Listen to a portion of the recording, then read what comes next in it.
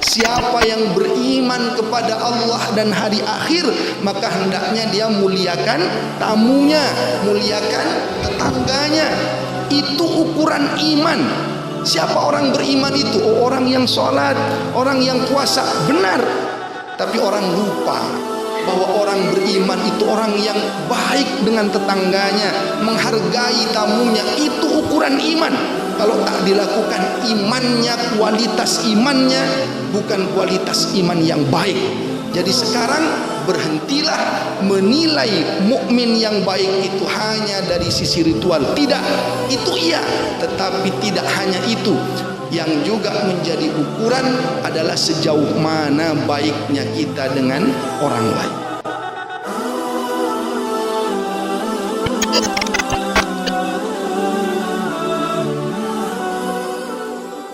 Alhamdulillah, segala puji kita panjatkan kehadirat Allah Subhanahu wa taala.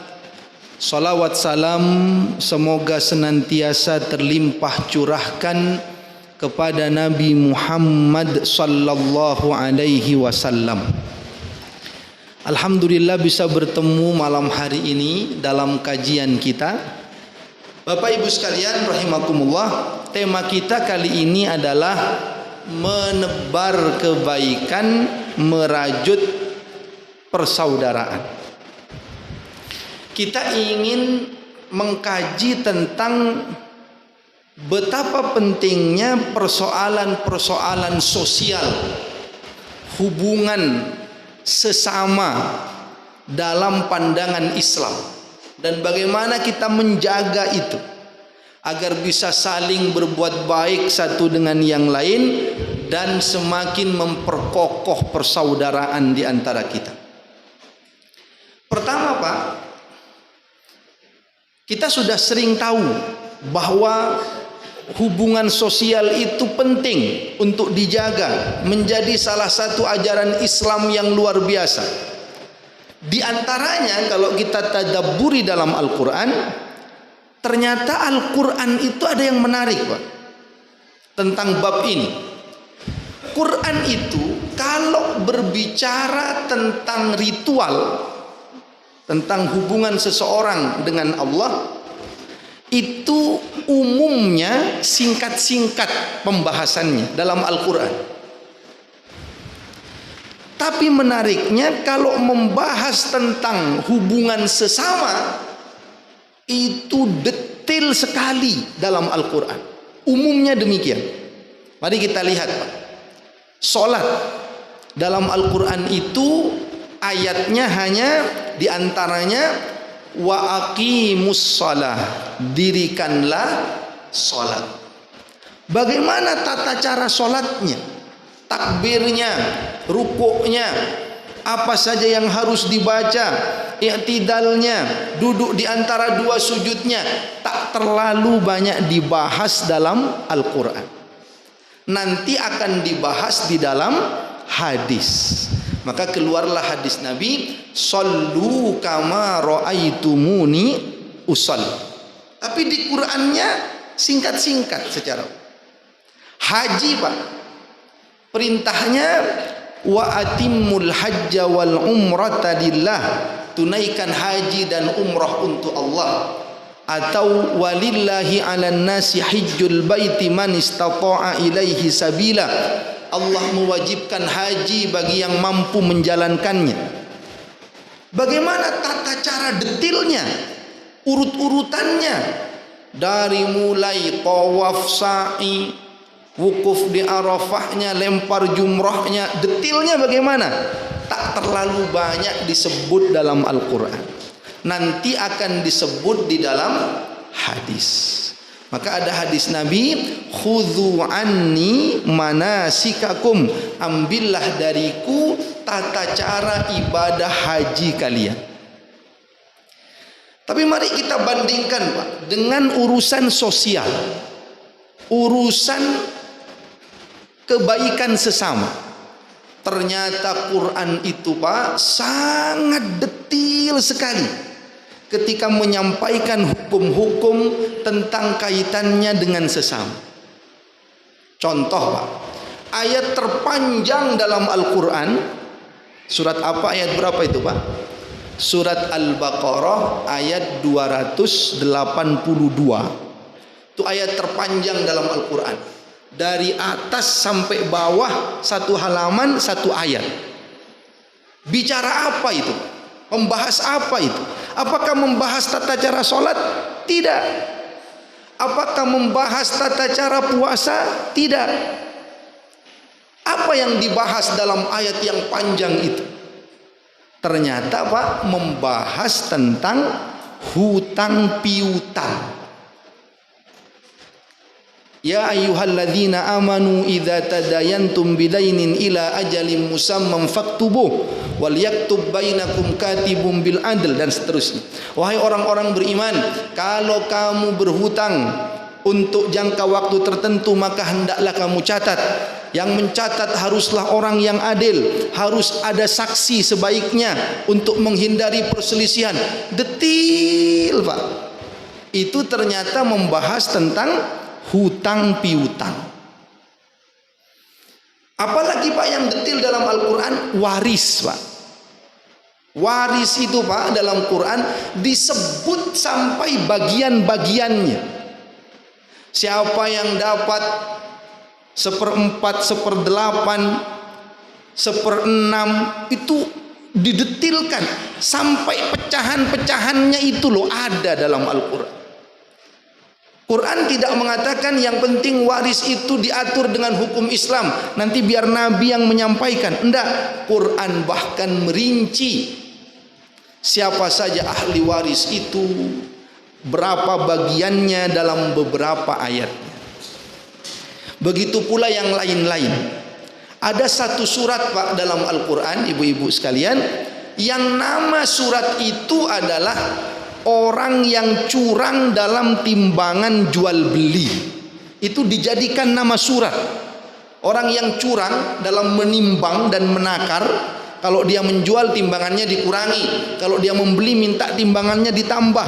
Itu dijadikan nama surat, satu surat dalam Al-Quran. Apa nama suratnya Pak? Al-Mutaffifi. Orang-orang yang curang dalam timbangan jual beli. Ternyata Quran itu kalau membahas ritual singkat-singkat umumnya, tapi kalau membahas sosial ternyata Al-Quran itu detail menjelaskannya. Lalu orang salah faham Pak. Orang-orang liberal salah faham. Berdasarkan kenyataan itu, kata orang-orang liberal, berarti masalah sosial itu lebih penting daripada masalah ritual. Ini kesimpulan yang salah.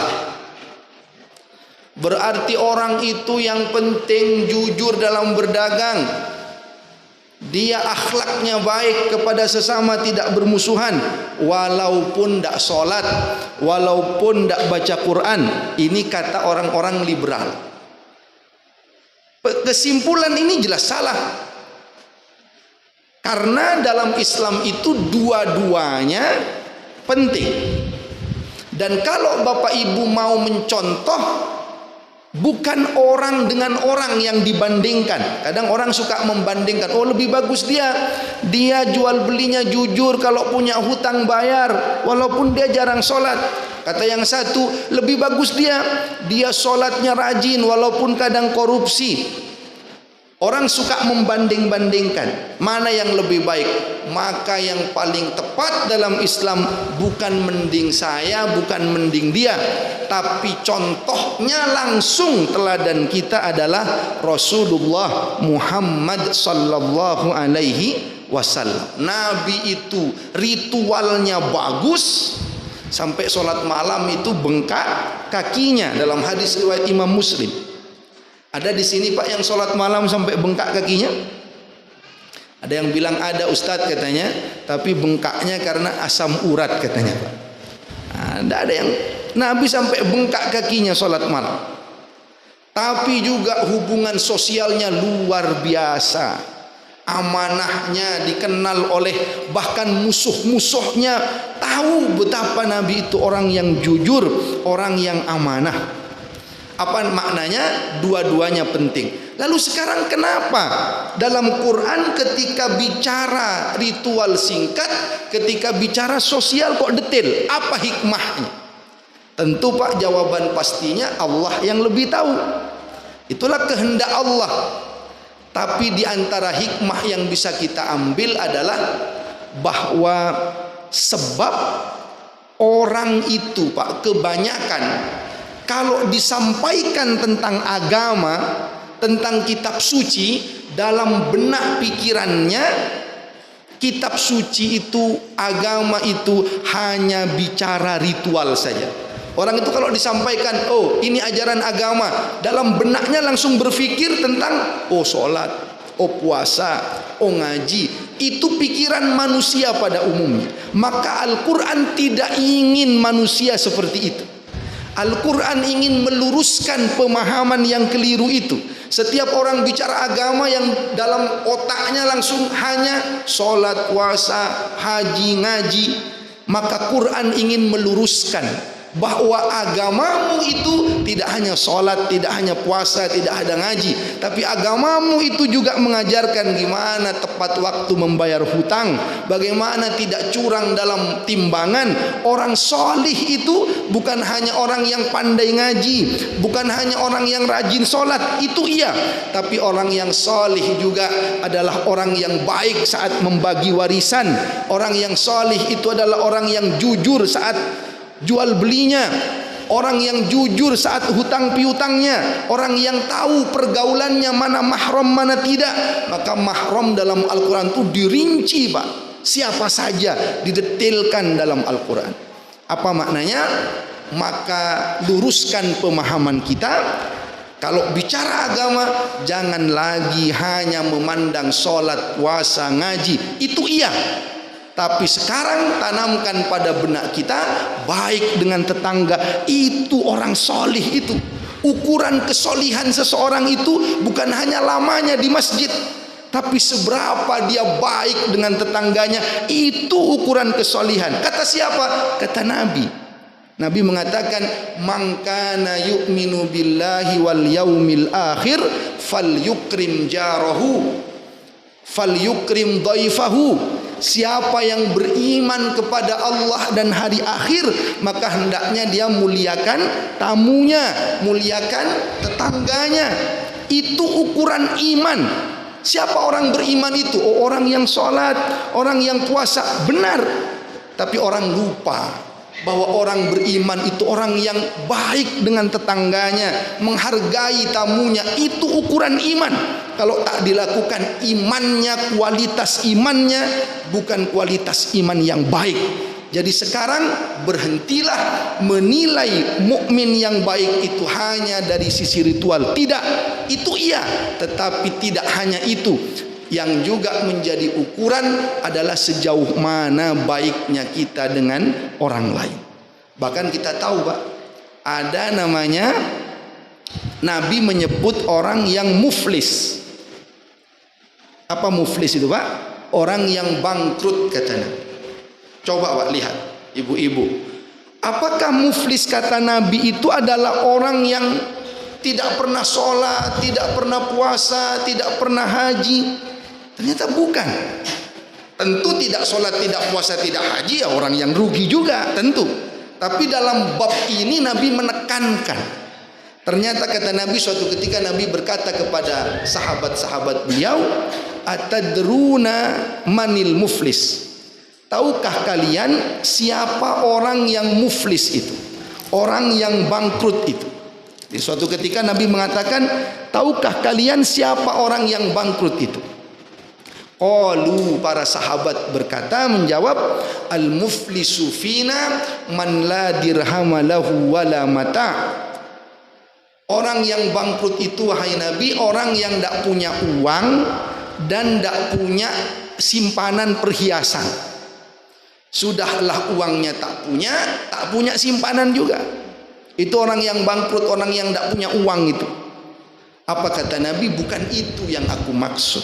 Kata Nabi, al-muflisu fina atau innal muflisa fina, orang yang muflis bangkrut di antara umatku itu adalah mayyati yaumal qiyamah bi salatin wa siyamin wa zakatin. Lihat, orang bangkrut itu orang yang nanti pada hari kiamat datang menghadap Allah dengan pahala solatnya yang banyak, pahala puasanya yang banyak, pahala zakatnya yang banyak. Oh, kalau solat dia top sekali, kalau puasa dia top sekali, kalau zakat dia luar biasa, banyak pahalanya, tapi dia bangkrut, kata Nabi. Kenapa? Wa ya'ti qad syatama hadza wa qadhafa hadza wa akala mala hadza wa safaka dama hadza wa daraba hadza. Tapi setelah itu datang orang-orang menuntut kepada Allah. Ya Allah, dulu dia pernah menghina saya, mencemooh saya, lisannya tak baik, saya tetangganya, dia dulu mencemooh saya, mencibir saya. Datang orang yang pernah dituduhnya, dia dulu memfitnah saya, ya Allah, padahal saya tak melakukan itu. Datang orang yang diambil hartanya dengan cara yang tidak halal, mungkin jual beli dia menipu, dia zalim kepada orang ini, datang kepada Allah. Orang yang pernah ditumpahkan darahnya, orang yang pernah dipukulnya, datang kepada Allah menuntut. Dia memang banyak pahalanya, tapi banyak orang yang menuntut kepada Allah Subhanahu wa taala. Apa kata Allah? Kata Nabi dalam hadisnya, fayu'ta hadza min hasanatihi wa hadza min hasanatihi. Maka diambillah pahala orang ini, diberikan kepada orang-orang yang menuntut itu. Fa in faniyat hasanatuhu qabla ayyuqda ma alaihi. Kalau pahala orang ini sudah habis, padahal masih banyak orang yang antri menuntut keadilan kepada Allah, apa yang dilakukan oleh Allah Subhanahu wa taala? Faturihat ukhidha min khatayahum faturihat alaihi thumma turiha finnar, atau kama qala Nabi sallallahu alaihi wasallam. Maka diambillah dosa-dosa orang yang menuntut itu, diberikan kepada orang yang dituntut ini, maka sudahlah habis pahalanya, bertumpuklah dosa-dosanya. Thumma turiha finnar, kemudian dia dicampakkan di dalam neraka. Dia solatnya rajin, kata Nabi, dia puasanya rajin, kata Nabi, tapi dalam kehidupan sosialnya dia buruk, maka dia dicampakkan ke dalam neraka Allah Subhanahu wa taala. Maka berhentilah menganggap orang salih itu hanya orang yang salat, orang puasa, orang haji. Itu iya, tapi bukan hanya itu. Orang salih itu bagaimana tutur katanya baik, sopan santunnya baik. Itu kualitas iman itu kualitas mukmin itu. Maka Nabi mengatakan dalam hadisnya, al-muslimu, orang muslim yang baik itu adalah man salimal muslimuna min lisanihi wa yadihi, orang yang mampu menjaga saudaranya dari lisannya dan dari tangannya. Maksudnya lisannya dan tangannya tidak menyakiti saudaranya yang lainnya. Maka ini pentingnya, Pak.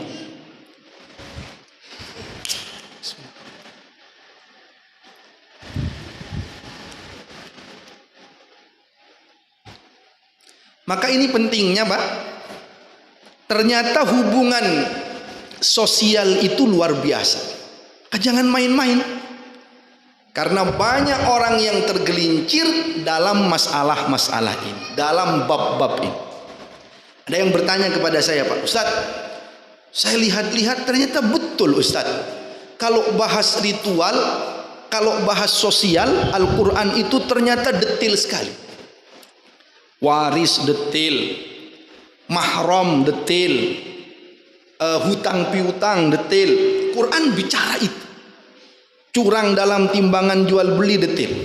Lalu ada orang bilang ke saya, tapi Ustadz, biar tidak salah faham seperti orang liberal itu Ustadz, yang mengatakan sosial lebih penting dari ritual, kenapa sih Allah tidak menurunkan dua-duanya saja yang detail? Jadi bahas sholat juga detail, dari mulai takbir sampai salam, bahas di Quran. Kenapa tidak begitu saja Ustaz? Ya tentu pertama ya wallahu a'lam. Tapi Di antara hikmahnya Pak, kalau sama-sama didetilkan, yang masalah sosial detail, masalah ritual detail, nanti Quran tidak 30 juz Pak. Nah, bisa-bisa banyak. Sedangkan 30 juz saja kita tidak hatam-hatam. Hatam kadang di Ramadan saja. Nah, bahkan ada yang bilang, Ustadz saya jangankan 30 juz mau hafal, juz 30 saja tidak hafal. Kadang sering keliru-keliru. Ada imam Pak yang keliru, membaca surat Al-Asr keliru ke At-Tin. Nah, itu kadang kita suka kebalik-kebalik. Wal asr innal insana lafi khusr illa alladzina amanu wa amilus solihati. Ah, di sini Pak lupanya biasanya. Ini watawasau bil haqqi, kata dia, apa falahum ajrun. Nah, itu bingung. Karena dia lama nunggunya, takut-takut nanti tidak enak kalau diingatkan di belakang, dimantap-mantapkan saja. Illalladzina amanu wa amilus solihati falahum ajrun ghairu mamnun, katanya. Fama yukadzibuka ba'du biddin alaysallahu bi ahkamil hakimin. Sampai akhir baru sadar Pak, loh kok kau nok sober-sobere di akhir, katanya. Ternyata mencolotnya ke surat At-Tin itu. Nah, kita yang 30 juz saja kadang suka lupa-lupa, kadang tak hatam-hatam. Maka Quran itu simple dari Allah, cukup 30 juz, tapi maknanya luar biasa kalau kita mau pelajari isinya. Ada satu pejabat Pak, oknum pejabat, mungkin tidak pernah ngaji Pak ya, datang ke pesantren tahfidzul Quran. Adik, katanya ke santrinya, adik hafal berapa juz? Saya Pak hafal 15 juz. Oh, alhamdulillah, bagus, teruskan. Adik yang satunya hafal berapa juz? Saya hafal 25 juz. Oh, alhamdulillah, teruskan, lanjutkan hafalan. Adik hafal berapa juz? Saya alhamdulillah Pak sudah 30 juz. Apa kata pejabat ini? Oh, bagus, teruskan, hafalkan juz-juz berikutnya, katanya. Ini ketoro pejabatnya tidak tahu kalau Quran 30 juz ini Pak. Sangkanya masih ada juz lagi, juz apa lagi? Habislah 30 juz. Ini mengingatkan kita Pak, betapa hubungan sosial itu pentingnya luar biasa. Jangan main-main dengan ini.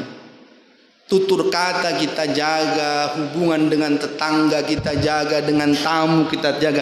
Ada hadis Pak yang menyebut bahwa dengan tamu itu bahkan itu kita hendaknya menjamu tamu itu 3 hari.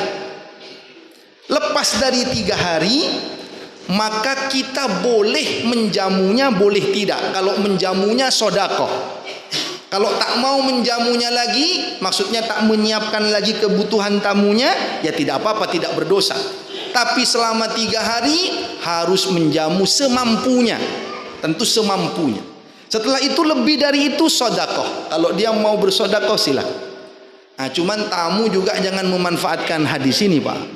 Kadang-kadang ada tamu itu Pak, kalau sudah 3 hari pamit dia. Aku tak mau lewes, balik. Habis dari terminal balik lagi sorenya Pak. Assalamualaikum, katanya. Lumayan 3 hari lagi ini. Kalau diulang 10 kali sebulan itu di rumah kita. Maka harus ada saling memahami satu dengan yang lain. Mari kita bahas sekarang Pak. Lalu bagaimana Ustadz setelah kita tahu betapa pentingnya hubungan sosial itu? Bahkan tadi disebutkan dalam Quran detail sekali. Bahkan orang yang bangkrut kata Nabi ternyata yang buruk dengan sesamanya, memfitnah dan seterusnya. Apa yang perlu kita jaga untuk bisa baik hubungan sosial kita? Pertama Pak, jangan pernah memandang orang lain sebelah mata. Itu pertama. Islam mengajarkan jangan pernah memandang orang lain sebelah mata. Sebab setiap orang itu punya kelebihannya, punya keistimewaannya masing-masing. Allah berfirman dalam Al-Quran, surat Al-Hujurat, ayat yang ke-13 itu. A'udzu billahi minasyaitonir rajim. Bismillahirrahmanirrahim. Ya ayyuhan nasu inna khalaqnakum min dzakarin wa untha وَجَعَلْنَاكُمْ شُعُوبًا وَقَبَائِلَ لِتَعَارَفُوا إِنَّ أَكْرَمَكُمْ عِندَ اللَّهِ أَتْقَاكُمْ إِنَّ اللَّهَ عَلِيمٌ خَبِيرٌ. Kata Allah, wahai manusia, kami menciptakan kamu dari jenis laki-laki dan perempuan, bersuku-suku, berbangsa-bangsa, agar kalian bisa saling kenal mengenal satu dengan yang lain. Sesungguhnya yang paling mulia di sisi Allah adalah orang yang paling bertakwa kepada Allah Subhanahu wa ta'ala. Apa maknanya, Pak? Hikmah dari ayat ini, kita mungkin bisa beda suku bangsa, beda jenis kelamin, beda tingkat sosial masing-masing, pekerjaan beda, penampilan fisik beda, tapi kata Allah, yang paling mulia di antara kamu di sisi Allah adalah yang paling bertakwa kepada Allah Subhanahu wa ta'ala. Ayat ini, Pak, menegaskan kepada kita bahwa jangan mengukur kemuliaan orang itu dari suku bangsa, dari jenis kelamin, dari penampilan fisik, dari pekerjaan. Tidak, kata Allah. Yang menjadi standar kemuliaan itu adalah takwanya kepada Allah Subhanahu wa ta'ala. Maka, Pak, penekanan dari ayat ini kalau boleh saya sampaikan, saya tegaskan, siapapun orang yang masih menganggap standar kemuliaan itu adalah dari suku bangsanya, kalau suku ini dihormati, kalau suku ini dipandang rendah. Siapapun yang masih menganggap kemuliaan itu dari profesinya, kalau pekerjaan seperti ini dihormati, pekerjaan seperti ini dipandang sebelah mata. Siapapun yang masih memandang kemuliaan itu dari fisiknya, kalau tampan cantik diagung-agungkan, kalau jelek dipandang sebelah mata, hitam kulitnya dipandang sebelah mata. Siapapun yang masih mengukur kemuliaan dari seperti itu, dia telah berani membuat standar kemuliaan sendiri yang menentang standar kemuliaan yang telah ditetapkan oleh Allah Subhanahu wa ta'ala. Allah mengatakan yang paling mulia di antaramu adalah yang paling bertakwa, tapi dia katakan tidak, yang mulia itu yang kaya ya Allah, yang miskin dihinakan oleh dia. Allah mengatakan yang paling mulia itu yang paling bertakwa, dia katakan tidak, yang mulia itu yang tampan, yang cantik, yang kulitnya putih, kalau hitam jelek dia pandang sebelah mata.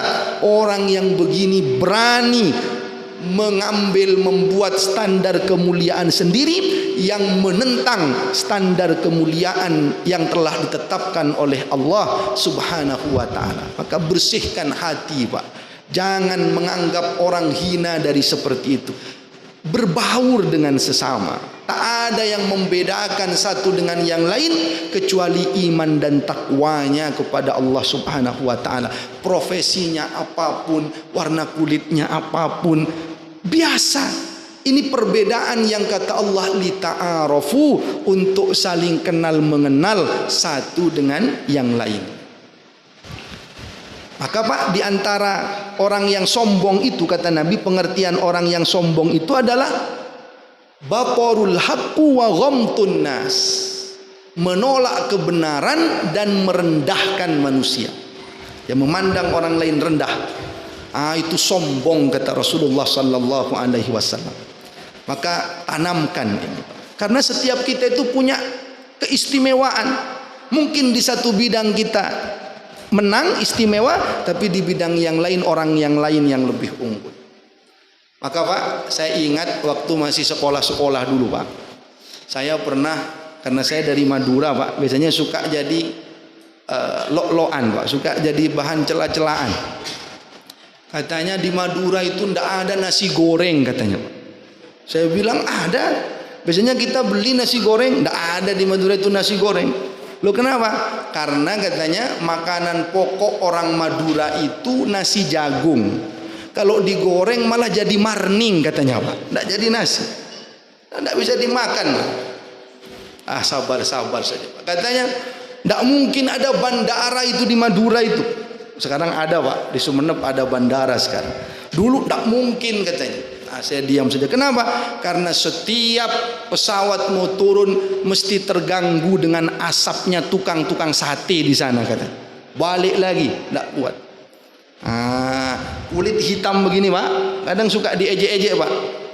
Ada teman, saya ingat betul, ada ngasih hadiah ulang tahun Pak dari anak perempuan siswi. Kasih hadiah ulang tahun. Hadiahnya unik Pak, kardus kecil. Saya bukalah hadiah itu. Saya kira apa hadiahnya Pak? Hadiahnya Bu, mohon maaf, pemutih baju. Kecil pemutih baju. Ada tulisannya di bawah. Setelah aku mengenalmu, ternyata hatimu tak sehitam kulitmu katanya. Terus saya agak mikir, ini muji atau ngenyek ini sebenarnya? Hatimu putih tapi kulitmu ireng, kira-kira begitu. Kata Allah, tak ada yang menentukan kemuliaan, yang menjadi standar kemuliaan kecuali takwanya kepada Allah Subhanahu wa ta'ala. Contoh Pak, baik dalam masalah ilmu sekalipun, orang itu Pak beda-beda kemampuannya. Di satu bidang dia lemah, tapi di satu bidang yang lain dia unggul. Ada Pak cerita hikmah Pak ya. Ada seorang guru besar, profesor di bidang eksak. Dia mau meneliti di pulau seberang.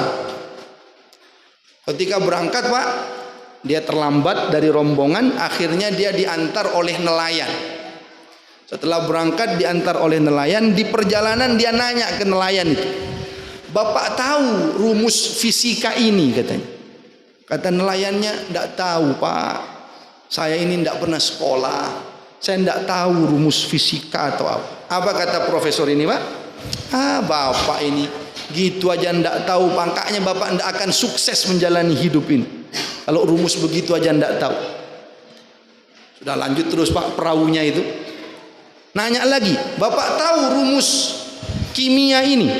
Kata dia, "Tidak tahu Prof," katanya, "tidak tahu."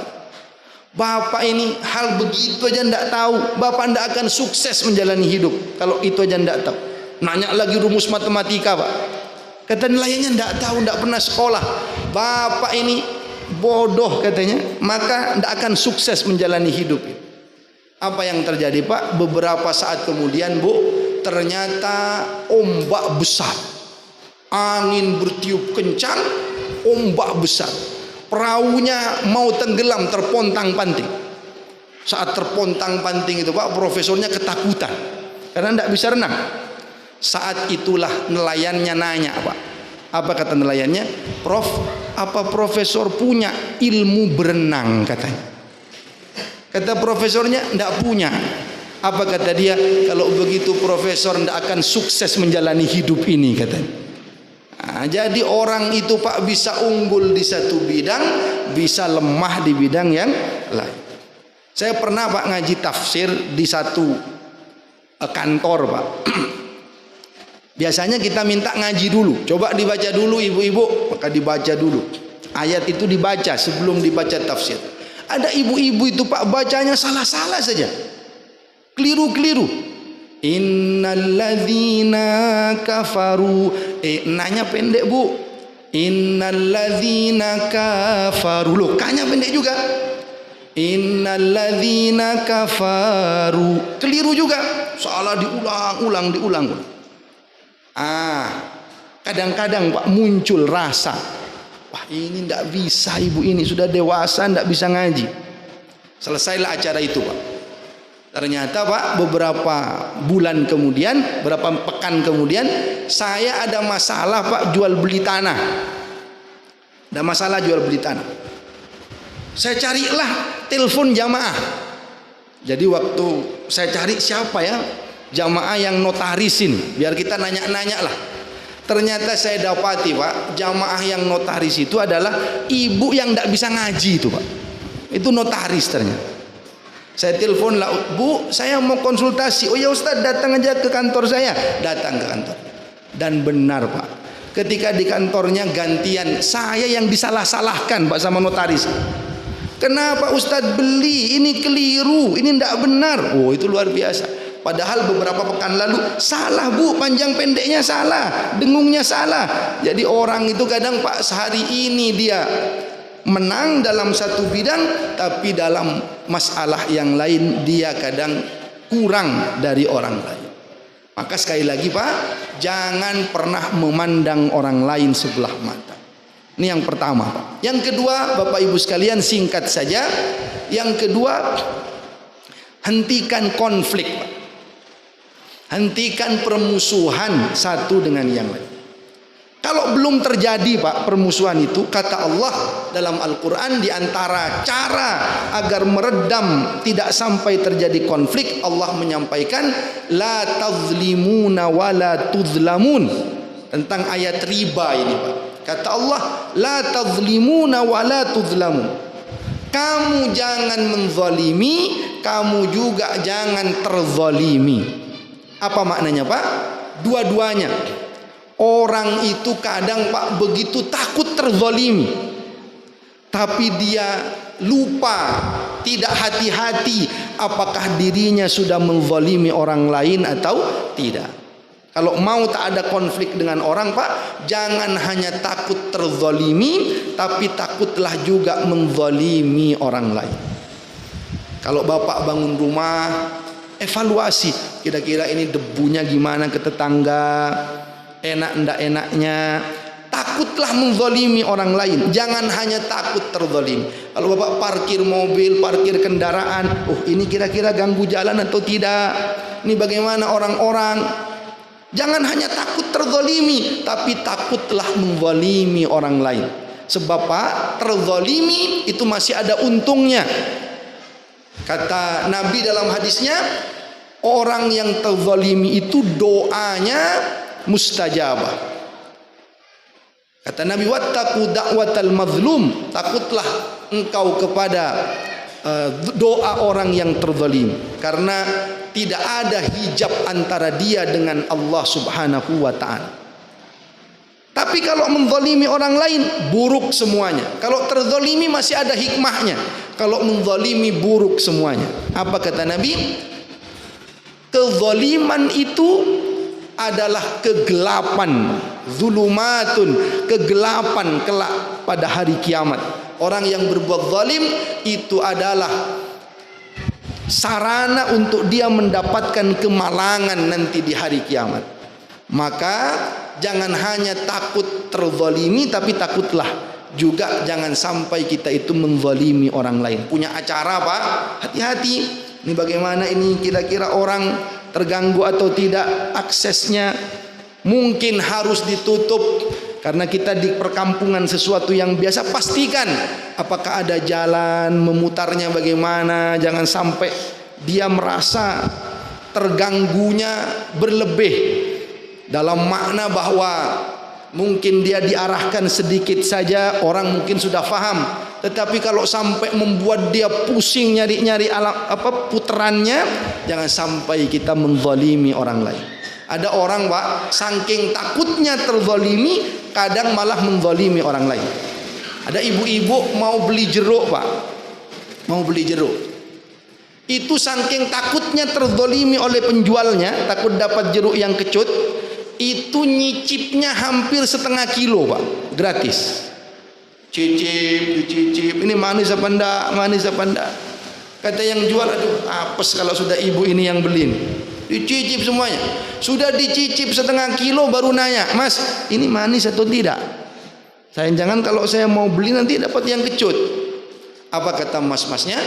Bu ini manis Bu yang di sini. Yang kecut, kalau yang kecut saya sendirikan di pojok itu. Kalau kecut ibu ndak usah bayar. Yang kecut sudah saya sendirikan di pojok itu. Apa kata ibu-ibu ini? Loh Mas, yang kecut ndak usah bayar. Iya. Oh kalau begitu yang kecut di pojok itu aja 5 kilo Mas katanya. Jadi kadang orang Bu malah menzalimi orang lain. Takut terzalimi maka malah menzalimi orang lain. Takutlah kita itu jangan sampai menzalimi orang lain. Kemudian kalau sudah terjadi Pak konflik itu, kalau tadi sebelum terjadi, kalau sudah terjadi konflik itu, sedang terjadi konflik itu, Nabi mengajarkan kepada kita untuk meredam amarah, meredam emosi. Kata Nabi, orang yang kuat itu bukan yang jago dalam bergulat, tapi yang kuat itu adalah allazi yamliku nafsahu indal ghadab, orang yang mampu meredam, menguasai dirinya ketika marah. Kalau ada orang Pak engkel-engkelan di jalan, lalu yang satu merasa menang karena nadanya tinggi, apalagi bisa mukul, itu versi setan dia menang. Tapi versi Nabi itu orang yang kalah, sebab dengan amarahnya saja dia tak sanggup menguasai. Itu orang yang paling lemah, sebab dengan emosinya saja dia tak mampu menahan lisannya, akhirnya mengumpat. Itu paling lemahnya orang. Dengan setan saja dia kalah, dengan emosinya saja dia kalah. Orang yang menang itu dia tenang, dia diam, dia tak melayani amarah-amarah itu, dia bersabar, dia bijak. Kata Nabi, itu orang yang kuat dalam pandangan Islam itu. Maka Pak, betul-betul redam amarahnya. Kata Nabi, kalau sedang marah baca ta'awudz, a'udzubillahi minasyaitonir rajim. Dalam hadis disebutkan amarah itu dari setan, setan itu dari api. Maka kalahkan dia dengan cara berwudu. Baca ta'awudz, ambil air wudu. Kalau kata Nabi marah sedang berdiri suruh duduk. Kalau duduk sedang marah suruh berbaring dia. Artinya jangan perturutkan emosinya, cari cara untuk menjauhi amarah itu. Maka ibu-ibu, Bu, ini sedikit pesan untuk ibu-ibu, kalau lagi marah dengan suami, ibu-ibu redam saja, baca ta'awudz saja, baca a'udzu saja. Cuman kalau ibu yang dimarahi, a'udzunya itu agak pelan-pelan, jangan banter-banter. Jangan suami lagi marah, ibu bilang a'udzubillahi minasyaitonir rajim. Itu malah marah suaminya itu. Dikira saya setannya, kata suami. Maka kata Nabi, redam emosi. Orang itu Pak, yang kuat itu kata Allah adalah yang mampu meredam amarah. Saat orang itu tenang meredam amarahnya, dia langsung mendapatkan tiket menuju surga Allah. Karena di antara orang yang berhak mendapatkan surga itu adalah wal kaziminal ghaidha wal afina anin nas, yang mampu menahan amarah dan memaafkan kesalahan manusia.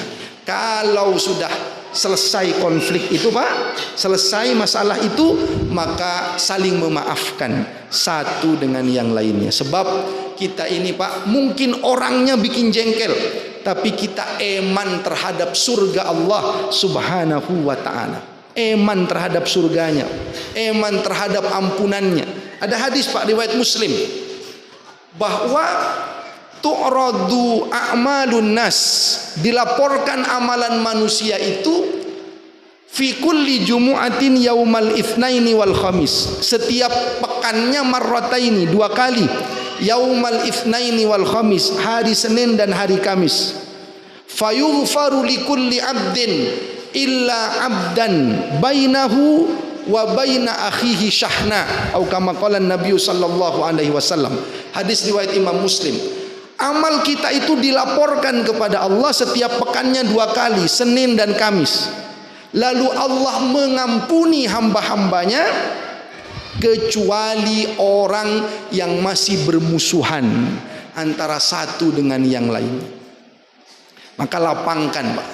Orang itu menjengkelkan, ya mungkin, tapi kita bukan mau memperturutkan itu. Kita eman dengan ampunan Allah, kita eman dengan surganya Allah. Maka lapangkan dada, bersihkan hati. Dan yang terakhir Pak, setelah yang pertama tadi jangan pandang sebelah mata, yang kedua jauhi konflik, tipsnya tadi Jangan hanya takut terzalimi, tapi takut menzalimi orang. Redam amarah saat emosi, selesai masalah, maafkan. Eman dengan ampunan Allah, eman dengan surganya Allah. Yang ketiga Pak, selangkah lebih maju. Apa itu? Siaplah membantu orang lain, siaplah menolong orang lain. Tidak hanya tidak menghinanya, tidak memandangnya sebelah mata, tidak hanya tidak bermusuhan, tapi siaplah membantu orang lain yang membutuhkan bantuan kita. Banyak orang, mohon maaf Pak, menyangka pertolongan Allah itu hanya ada di masjid.